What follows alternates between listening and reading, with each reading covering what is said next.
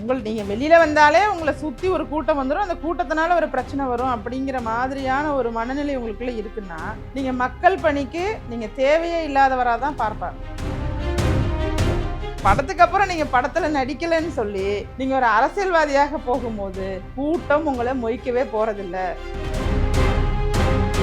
பாயசம், பாசிசம், வடை, அப்பளம், anti, uncle இப்படியெல்லாம் பேசுறதை விட்டுட்டு நான் எம்ஜிஆர் மாதிரி, நான் எங்கள் அண்ணன் கேப்டன் விஜயகாந்த் அவர்கள் மாதிரி அப்படின்னு அந்த இடத்துல தன்னை அவங்கள மாதிரி காமிச்சிக்கக்கூடிய ஒரு இடம் இருக்கிறதுனால அவங்களே போய் இவர் விமர்சனம் செய்தாருன்னா அது முன்னுக்கு பின் முறைனா நகைச்சுவையாக போயிடும். திமுகவை உருவாக்குனதே அறிஞர் அண்ணா அவர்கள் தான். அப்போ திமுகவை எதிரிங்கிறாரு, அதை உருவாக்குனவரை அங்கே படமாக வச்சிருக்காரு. அப்போ அதுவே அரசியலில் ஆழமாக தெரிஞ்சவங்களுக்குலாம் அதுவே ஒரு வேடிக்கையாக தான் தெரியும். அல்லது நீங்க ஒரு சிறுபான்மையினத்தை சேர்ந்ததுனால எனக்கு சிறுபான்மையினர் வாக்கு வந்துடும், நான் யார் படத்தையும் பின்னாடி வைக்கலனாலும் வந்துடும் அப்படின்னு நினைக்கிறீங்களா? அவர் 35 நிமிஷம் மேடல் நின்று பேசுறாருன்னா இவங்களும் 35 நிமிஷம் எந்திரிச்சு நின்று இருக்காங்க. பொதுவாக மரியாதை மனசுக்குள்ள இருந்தா போதும்னு சொல்றவங்களெல்லாம் பார்ப்போம். இவங்களுக்கு இவ்வளவு பெரிய மரியாதை கொடுக்கணும் அப்படிங்கிறதெல்லாம் ஒரு போலித்தனமாகவும் ஒரு மாஸ் லீடர் இல்ல மாஸ் லீடரா கிரியேட் பண்றதுக்கான முயற்சியாகவும் தான் தெரியுதே தவிர.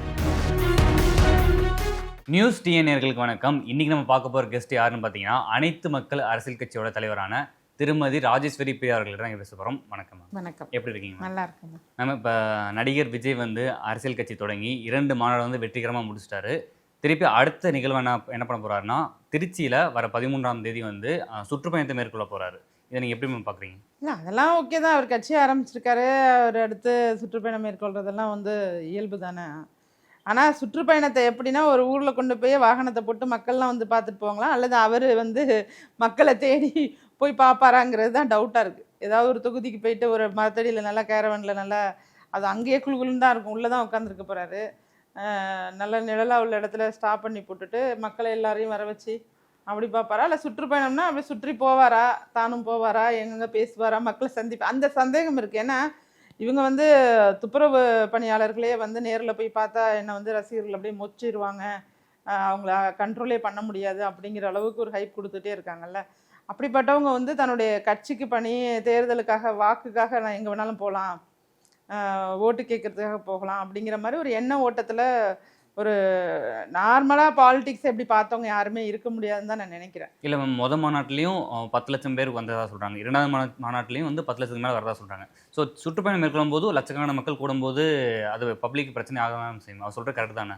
நீங்கள் வெளியில் வந்தாலே உங்களை சுற்றி ஒரு கூட்டம் வந்துடும், அந்த கூட்டத்தினால ஒரு பிரச்சனை வரும் அப்படிங்கிற மாதிரியான ஒரு மனநிலை உங்களுக்குள்ளே இருக்குன்னா நீங்கள் மக்கள் பணிக்கு நீங்கள் தேவையே இல்லாதவராக தான் பார்ப்பாங்க. மக்களை பொறுத்த வரைக்கும் யார் மக்களோடு மக்களாக தன்னுடைய குரலை பதிய வைக்கிறாங்க, தன்னோட நின்று யார் போராட போகிறாங்க, தனக்கான விஷயத்தை யார் எடுத்து நடத்த போகிறாங்க, இவங்க தானே அரசியல்வாதி. அப்போ என்ன மக்கள் முழுமையாக என்னை சுற்றி நின்றுக்குவாங்க, நான் வர முடியாது போக முடியாதுன்னு சொல்கிறது அப்படி நீங்கள் சொல்கிறதுபடி 10 லட்சம் பேர் வந்தாங்க, 4 லட்சம் பேர் வந்தாங்கன்னாலும் அந்த இடத்துல சிறிய தவறுகள் நடந்ததுக்கு கூட காரணம் அந்த மக்கள் கிடையாது, நீங்கள் அங்கே ஒரு வாக் நடந்து போனது. நம்ம அது எப்படி மேம், வாக்குன்றது எல்லா தலைவர்களும் நடக்கிறது, எல்லா தலைவர்களும் நடந்தாலுங்க நீங்கள் ஓரளவுக்கு உங்களை கூட்டம் கண்ட்ரோல் பண்ண முடியாதுன்னு சொல்கிற இடத்துல நீங்கள் எதை தவிர்க்கணுமோ அதை தவிர்த்தாகணும். நீங்கள் தூண்டி விட்டு நீங்கள் ஏதாவது ஒன்று நடக்கட்டும் அப்போ தான் நமக்கு க்ரௌடு இருக்குன்னு நம்புவாங்க அப்படிங்கிற மாதிரி சம்பவத்தை விரும்புகிறீங்க. சம்பவங்களை அவாய்ட் பண்ணுறது எப்படிங்கிறதுக்கு எல்லாத்துக்கும் தீர்வு இருக்குங்க. இவரை விட பெரிய கூட்டத்தை கூட்டின சிரஞ்சீவி இருக்காரு, நடிகர்களில் சொல்கிறேன்.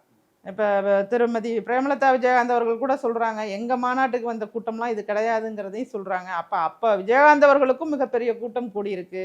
இப்போ கூட்டம் கூடுறது அப்படிங்கிறது ஒரு பெரிய விஷயமும் கிடையாது. அது அந்த கூட்டம் அப்படிங்கிறது வாக்குகளாக மாற போகிறதும் கிடையாது. அந்த கூட்டத்திற்கு அரசியல்னா என்னன்னு தெரியுமான்னு கேட்டால் 1% கூட அரசியல் அறிவுங்கிறதே இல்லை. முழுமையாக சினிமா மேலே உள்ள ஈர்ப்பு, அந்த ஈர்ப்பும் எது வரைக்கும் இருக்குன்னு கேட்டிங்கன்னா, அவர் இப்போ ஒரு படம் ஜனநாயகனா ஏதோ ஒரு படம் வருது, அந்த படம் வர்ற வரைக்கும், அந்த படத்தை திரையில் பார்க்குற வரைக்கும் தான் அந்த ஈர்ப்பும் இருக்கும். நீங்கள் கவலையே பட வேண்டாம், நீங்கள் அந்த படத்துக்கு அப்புறம் நீங்கள் படத்தில் நடிக்கலைன்னு சொல்லி நீங்கள் ஒரு அரசியல்வாதியாக போகும்போது கூட்டம் உங்களை மொய்க்கவே போகிறதில்ல. நீங்கள் அதை புரிஞ்சுக்கணும். இன்றைக்கி கூட்டத்தை கண்ட்ரோல் பண்ணுறதுக்கான வழிகள் இருக்குது. நீங்கள் உங்களுக்கு பாதுகாப்பு பிரிவு போட்டு பாதுகாப்பு கொடுத்துருக்காங்க, அது இல்லாமல் நீங்கள் பவுன்சர்ஸும் வச்சுருக்கீங்க, அது இல்லாமல் நீங்கள் காவல்துறையோட உதவியும் அணுகலாம். மக்கள் பிரச்சனைக்கு நீங்கள் நேராக போனால் தான் தீர்வாக அமையும்.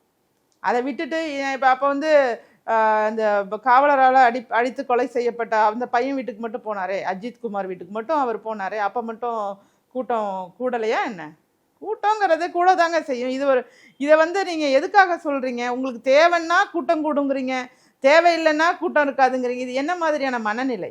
இந்த மனநிலை அப்படிங்கிறது மக்களை வந்து நீங்கள் மதிக்காத மனநிலையாக தான் நான் பார்க்குறேன். உங்களுக்கு நேரில் போய் துப்புரவு பணியாளர்களை பார்க்கணுங்கிற ஒரு பொறுப்புணர்வோ ஒரு ஒரு கீழறங்கி நம்ம மக்களோட அரசியல் பண்ணணுங்கிற எண்ணமோ இல்லை. உங்களை தேடி வர வச்சு அவங்கள பேச வைக்கிறதுங்கிறத பாவம் அவங்க வந்து அப்பாவி மக்கள். அவங்க யாரோட உதவி கிடைக்கும், யார் நமக்காக குரல் கொடுப்பாங்கன்னு ஏங்கி தவிச்சு கொண்டு இருக்க நேரத்தை நீங்கள் பயன்படுத்திக்கிறீங்க. உடனே எல்லாரும் சொல்கிறாங்க அவங்க வெளியில் வந்தோன்னே ஆதரவாக தான் பேட்டி கொடுத்தாங்க. அஃப்கோர்ஸ் ஆதரவாக தாங்க பேட்டி கொடுப்பாங்க. அவங்க 13 நாளாக நின்று போராடி இருக்காங்க. இன்னைக்கு வரைக்கும் அவங்க போய் போராடுற பூங்காவிலேருந்து இன்னைக்கு வரைக்கும் போலீஸாரால் கைது செய்யப்பட்டிருக்காங்க. அவங்களுடைய போராட்டம் இன்றளவுமே ஓயலை, இன்னைக்குமே போய் போராட்டம் பண்ணியிருக்காங்க. அதனால் இந்த விஜய் அவர்கள் இப்போ சுற்றுப்பயணம் போகிறாருல்ல, சுற்றுப்பயணத்துக்கு மட்டும் எப்படி அவருக்கு வந்து ஒரு ஐடியா யார் கொடுத்தா? இங்கே மட்டும் கூட்டம் வராதா, அல்லது கூட்டத்தை தடுக்க போகிறாங்களா, என்ன பண்ண போகிறாங்க, அல்லது அவர் மேலேயே அவர் கிரீஸ் போட்டுக்க போகிறாரான்னு எனக்கு தெரியல. அவர் கிட்ட வந்துடக்கூடாதுன்னு சொல்லி அந்த கம்பிக்கெல்லாம் கிரீஸ் போட்டாங்கல்ல, அது மாதிரி இப்போ அவர் மேலே கிரீஸ் போட்டுட்டு தான் சுற்றுப்பயணம் போக போகிறாராங்கிறது புரியல. பட் எனிவே மக்களை ஏமாற்றுகின்ற ஒரு அரசியல் போக்கு இல்லாமல், நான் என்ன சொல்கிறேன்னா அவர் அரசியலுக்கு வர்றதையோ வந்ததையோ பற்றிலாம் நாங்கள் எதிர்க்கவே இல்லை. ஆனால் அந்த இளைஞர்களை அரசியல் படுத்த அவர் விரும்பலை, இளைஞர்களை அரசியல் ஏதாவது நம்ம சொல்லிக் கொடுப்போம்னு நினைக்கல. ஏன்னா ஒரு கட்சி எனக்கு எதிரி அப்படின்னு சொல்கிறாங்கல்லங்க, அதுவே முதல்ல வந்து ஒரு சரியான பார்வை கிடையாது. அந்த கட்சியுடைய செயல்பாடுகளில் என்ன குறைகள் இருக்குது, நிர்வாகத்திறன் என்ன இருக்குது, இதெல்லாம் தான் இடையூறாக இருக்கணும், இதெல்லாம் தான் எதிரியாக இருக்கணும். சரி, அப்போ ஒரு கட்சி வந்து ஒரு நல்ல திட்டம் கொண்டுட்டு வருது, ஒரு எதிரின்னு சொன்னவங்க எந்த திட்டம் கொண்டு வந்தாலும் எதிர்ப்போமா? மாட்டோம். இதெல்லாம் ஒரு அடிப்படை அரசியல் அறிவுங்க. இப்போ எனக்கும் திமுக வந்து திமுகவுடைய செயல்பாட்டு மேலேயோ திமுக ஆட்சி மேலேயோ எனக்கும் ஒரு மிகப்பெரிய வெறுப்பு இருக்குது. அது ஏன் இருக்குன்னா, அந்த ஆட்சியை அவங்க அதிகார துஷ்பிரயோகம் செய்கிறாங்க, பல்வேறு துறைகளில் ஊழல் தலைவிரித்தாடுது. அந்த ஊழல்னால மக்கள் வந்து ரொம்பவே அவஸ்தைக்கு உள்ளாகுறாங்க. மக்களுடைய வரி பணம் எல்லாம் இவர்களுக்கு சொந்த பணம் மாதிரி இன்னைக்கு மதுரையில் நடந்திருக்க 200 கோடி ரூபாய் ஊழல் வரைக்குமே, மாநகராட்சி ஊழல் வரைக்குமே இன்னைக்கு மக்களுக்கான திட்டங்களுக்கான பணத்தை அவங்க சொந்த குடும்ப செலவுக்கு எடுத்துக்கிட்டாங்கிற இடத்துல நமக்கு ஒரு ஆதங்கம் வருது. திமுகவை நாம எதிர்க்கிறோம். இதுதான் அரசியல். இதை விட்டுட்டு எனக்கு இந்த எதிரி இவங்க தான், இந்த எதிரி இவங்க தான், இவங்க எப்பவுமே எனக்கு எதிரி அப்படின்னு எப்படி சொல்ல முடியும்? இன்னைக்கு மத்திய அரசு நிச்சயமாக நீங்க பாஜகவை எதிர்க்கிறீங்கன்னாலும் நீங்க பாஜக கொண்டுட்டு வர நல்ல திட்டங்களை எல்லாம், மக்களுக்கான திட்டங்களை எல்லாம் வெறுக்கிறீங்களா, எதிர்க்கிறீங்களா? சொல்றாருல மதவாத கட்சின்னு. நான் சொல்றதுங்க, அதாவது மதவாத கட்சி அப்படிங்கிற இடத்த நீங்க சொல்றதுக்கு ஏதாவது ஒரு விஷயத்த சொல்லணும்ல. அதை அதனாவது சொல்லுங்கிறேன்.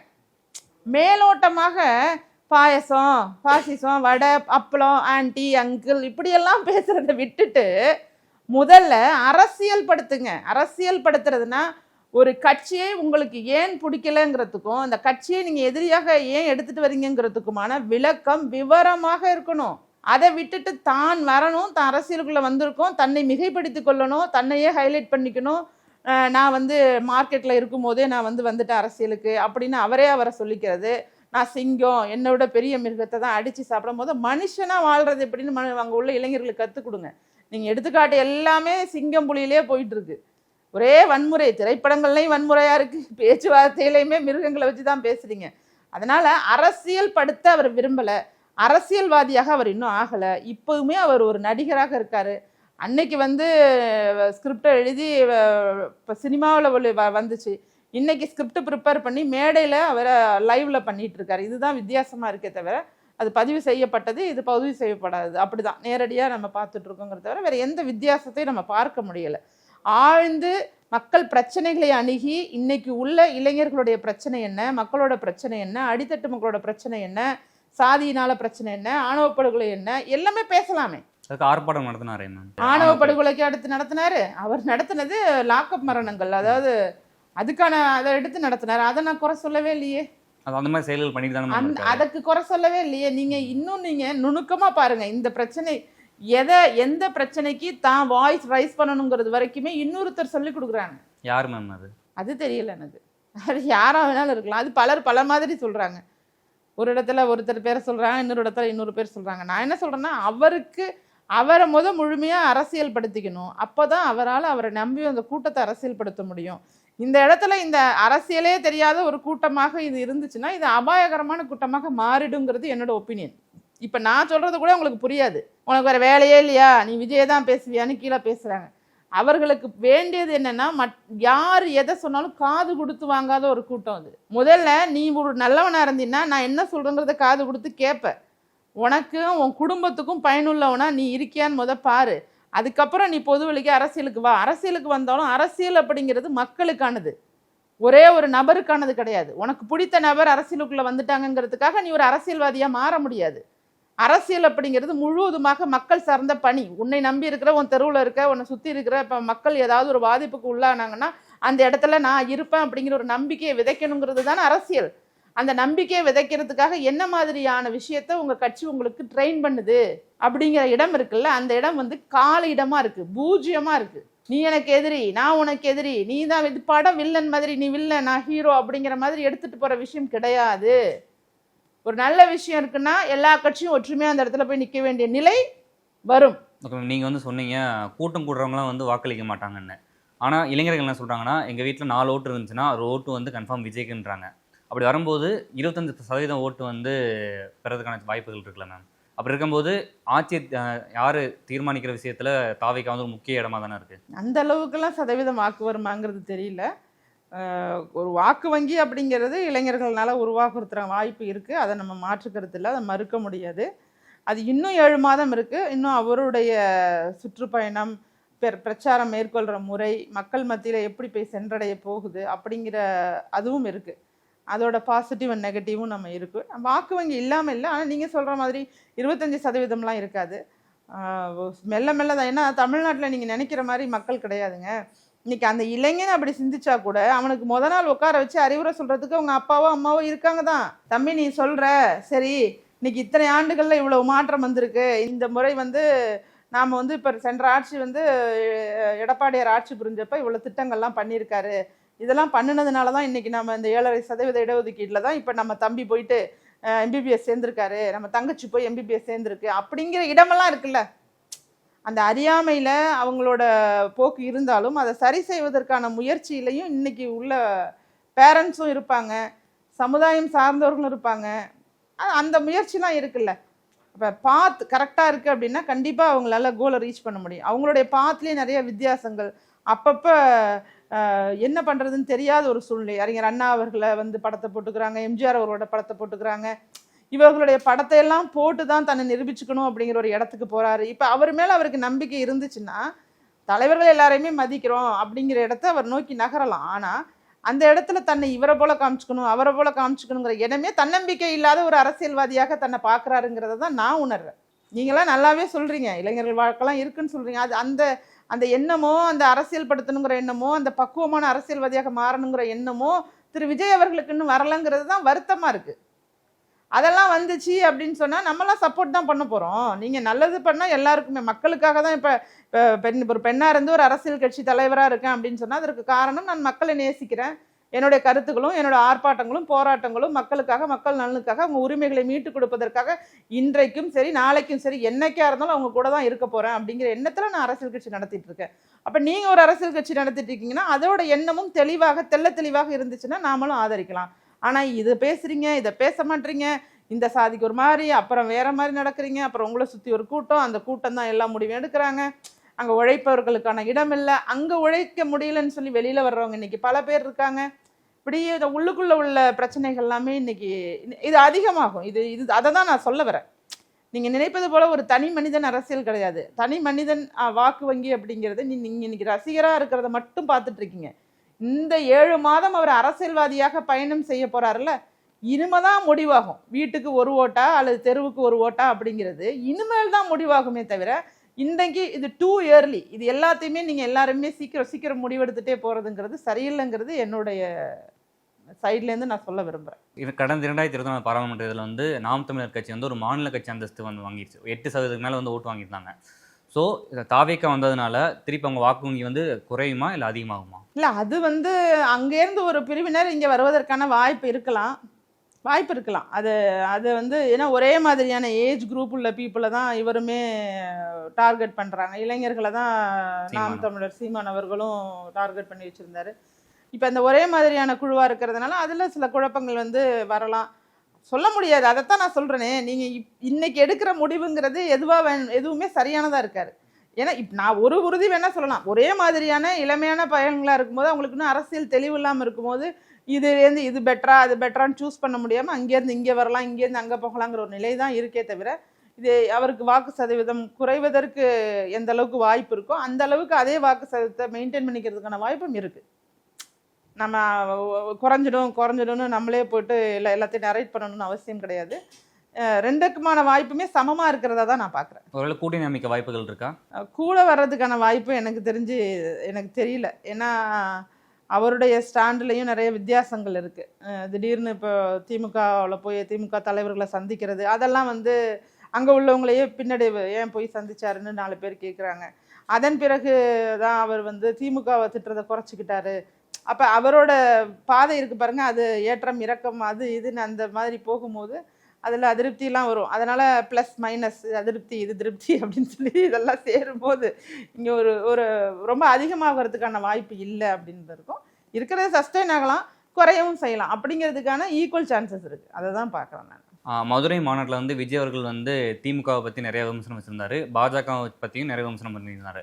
ஆனால் தேமுதிகவை பற்றி பெருசாக விமர்சனம் பண்ணல. ஏன்னா விஜயகாந்த் மேலே சாஃப்ட் பண்ணாலும் இருக்குமா, ஏன்னா கூட்டணி அமைப்புக்காக வந்து எதுவும் பேசாம விட்டாரா, என்ன காரணமாக இருக்கும்? இல்லை அப்படி கூட்டணிக்காகன்னு கிடையாது. இப்போ அவர் வந்து அவரை யாராக காமிச்சுக்கிறாருங்கிறதுலையே தானே குறிக்கோளாக இருக்காரு.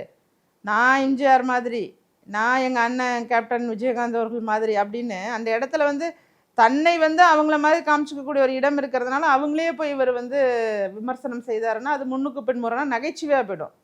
ஏற்கனவே அவர் நிறைய நகைச்சுவை பண்ணிட்டார். ஏன்னா அறிஞர் அண்ணா அவர்களை வைக்கும் போது திமுகவை உருவாக்குனதே அறிஞர் அண்ணா அவர்கள் தான். அப்போ திமுகவை எதிரிங்கிறாரு, அதை உருவாக்குனவரை வந்து அங்கே படமாக வச்சுருக்காரு. அப்போ அதுவே வந்து அரசியலில் வந்து ஆழமாக தெரிஞ்சவங்களுக்குலாம் அதுவே ஒரு வேடிக்கையாக தான் தெரியும்.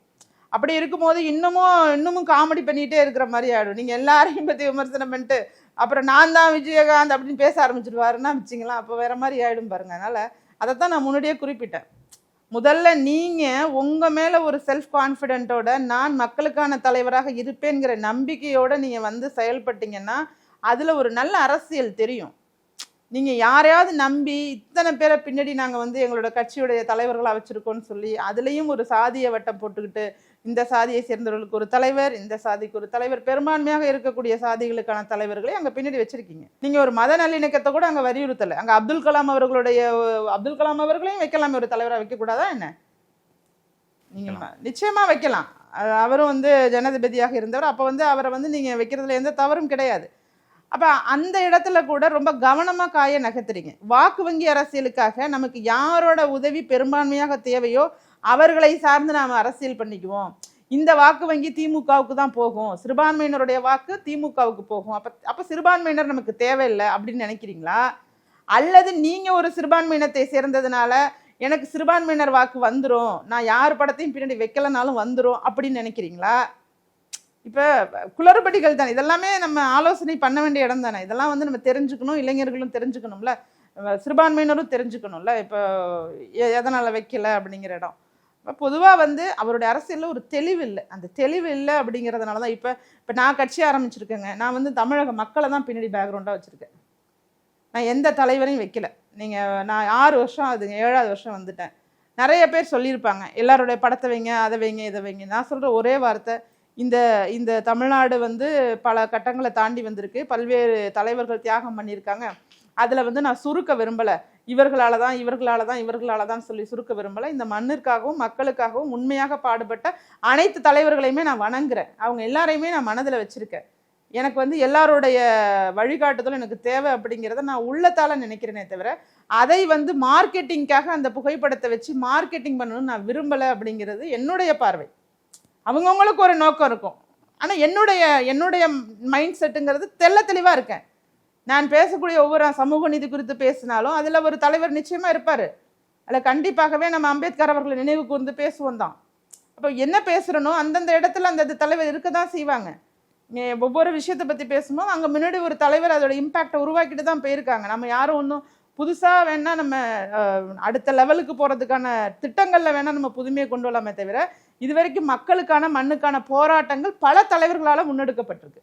அப்போ அதில் நான் தெளிவாக இருக்கேன். ஆனால் அரசியல் தெளிவோடு செயல்பட்டு இருக்கேன். இன்னைக்கு இல்லைனாலும் என்னைக்கா இருந்தாலும் என்னுடைய கட்சியும் என்னுடைய பாதையும் மிக தெளிவாக மக்கள் மத்தியில் போய் சேருங்கிறத நான் வலுவான நம்பிக்கையில் இருக்கேன். அவசரப்படலை. Slow and steady wins the race. திமுகவே கட்சி ஆரம்பித்து 19 வருஷம் கழிச்சு தான் ஆளுங்கட்சியானது. அதனால் அரசியல் ஒரு நீண்ட நெடுந்துற பயணம். இதில் அவசரம் இல்லை. நான் யார் அப்படிங்கிறதும் நான் எதற்காக மக்களுக்காக இருக்கங்கிறதும் கொஞ்சம் கொஞ்சமாக மக்களுக்கு தெரிய தொடங்கும் போது தான் அது வலுவாக இருக்கும். எந்த ஐடியாவுமே இல்லாமல் என்னோட ஃபேமஸாக இருக்கேன், நான் ஒரு நடிகராக இருக்கேன், எனக்கு புகழ் இருக்குது, நான் அரசியலில் வந்து ஓட்டு வாங்கிடுவேன் அப்படின்னு வர்றது நிலைக்காது. அப்படியே ஒருவேளை அவர் ஓட்டே வாங்கினாலும் அது இந்த தேர்தலுக்கானதாக மட்டும்தான் இருக்குமே தவிர அது நிலைநிறுத்தி கொள்வதற்கான எந்த ஒரு அறிகுறியுமே அங்கே தெரியலை எனக்கு. உங்கள் கண்ணுக்கு தெரிஞ்சால் சொல்லுங்கள். என்னை பொறுத்த வரைக்கும் அங்கே அரசியல் இல்லை. கூட பேசினவங்கெல்லாம் அரசியல் பேசலை. மேடையில் அரசியலே பேசாத ஒரு அரசியல் மேடையை நான் இங்கே தான் பார்க்குறேன். அவர் பேசி முடிச்சு உட்கார்ற வரைக்கும் நின்றுக்கிட்டு இருந்தவங்களையும் இப்போ தான் நான் பார்க்குறேன். அவர் 35 நிமிஷம் மேடையில் நின்று பேசுகிறாருன்னா இவங்களும் 35 நிமிஷம் எந்திரிச்சு நின்று இருக்காங்க. பொதுவாக மரியாதை மனசுக்குள்ளே இருந்தால் போதும்னு சொல்கிறவங்களெல்லாம் பார்ப்போம். இவங்களுக்கு இவ்வளவு பெரிய மரியாதை கொடுக்கணும் அப்படிங்கிறதெல்லாம் வந்து ஒரு போலித்தனமாகவும் ஒரு மாஸ் லீடரில் இல்லை மாஸ் லீடராக கிரியேட் பண்ணுறதுக்கான முயற்சியாகவும் தான் தெரியுதே தவிர இது ஒரு சாமானிய மக்களுக்கான அரசியலாகவோ சாமானியர்களுக்கான அரசியலாகவோ அடித்தட்டு மக்களுக்கான அரசியலாகவோ இருப்பதற்கான வாய்ப்பே இல்லை அப்படிங்கிறத தான் இதெல்லாம் எடுத்து சொல்லுது. தாவேகா பற்றியும் தாவேகாவோட அரசியலை குறித்தும் பல விஷயங்களை பகிர்ந்துக்கிறீங்க. மீண்டும் ஒரு மீடியாவில் சந்திப்போம். நன்றி.